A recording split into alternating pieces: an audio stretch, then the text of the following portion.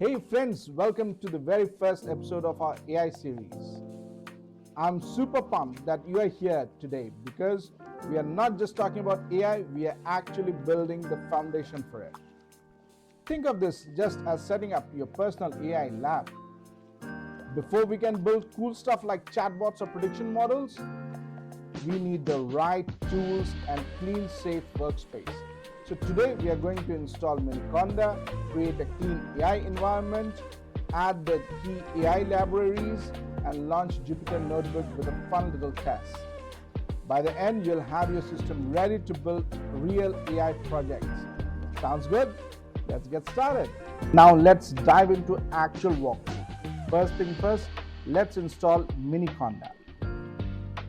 Head over to the website flashing on the screen to download the exe installer. Click download. For Windows, grab the .exe installer. For Mac or Linux, pick your version.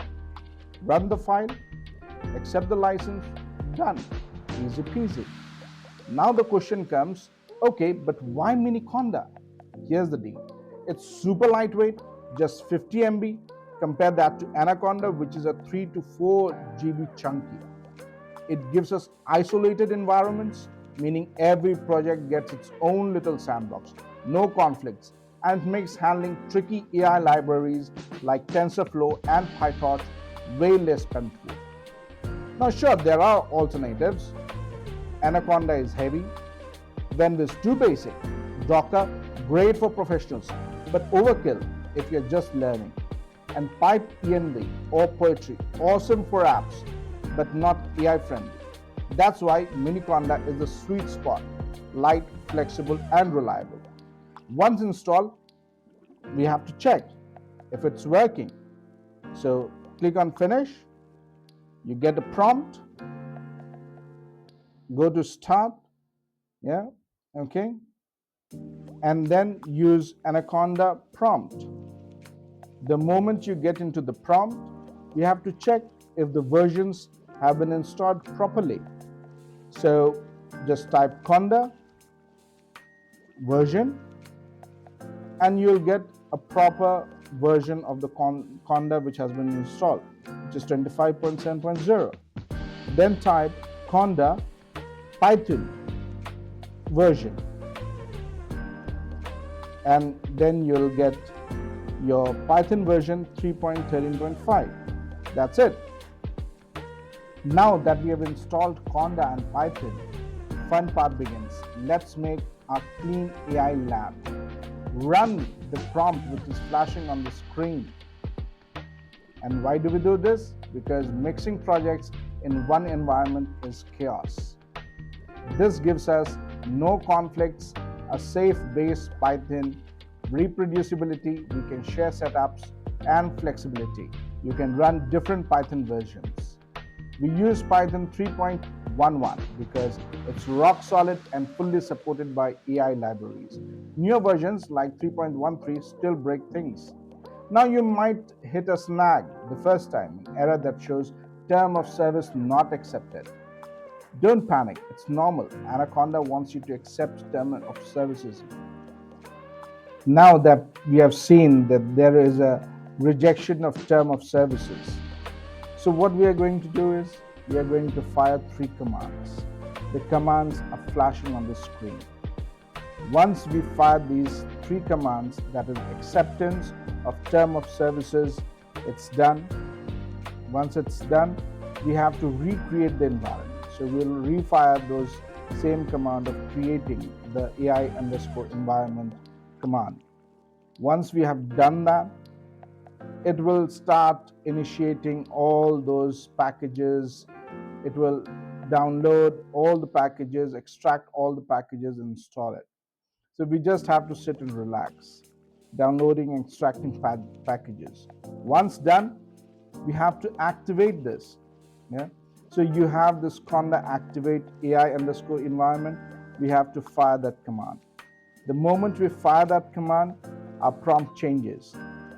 Just notice how the prompt changes from base to AI_env. That's it. So we have created the environment and we have activated as well. Fantastic. So activating, what's next? All right, time to stock the lab with tools. First up, Jupyter Notebook, our coding playground. Check out the prompt to be used for installing Jupyter. It's going to download all the packages, extract those, install it. It will take time. Once done, then it's time for pandas and Scikit-learn. Check out the prompt to be used for installing pandas and Scikit-learn. Panda helps us clean and handle data. Scikit-learn gives us classic ML models like regression and classification. And finally, the heavyweights, TensorFlow and Keras. On the screen, the command prompt shows what to be entered. Keras makes building neural nets simple. With just these, we have covered data handling, machine learning, and deep learning. Pretty cool, right? Now let's open our AI lab. Type Jupyter Notebook. This launches right in your browser. Clean, simple, interactive. Check the command prompt. Don't use Ctrl+C. It's going to stop your browser. Yeah. Now, inside Jupyter, just use new console notebook. It opens the new page. Here you have to select Python 3. Yeah, select it. Right. Now it's time to play around. Just print whatever you feel like printing for the first time. Welcome to the world of AI. Great. Press Shift+Enter. There you go. Eureka. So now we have done. We have installed all the packages. We have run the first test script. Bingo. If you see welcome to AI pops up, congrats. That tiny message is proof your setup works. Think of it this way. Launching Jupyter is just like stepping into your lab. Printing welcome to the world of AI is flipping the switch to see the lights comes on. And just like that, you have set up your entire AI workspace.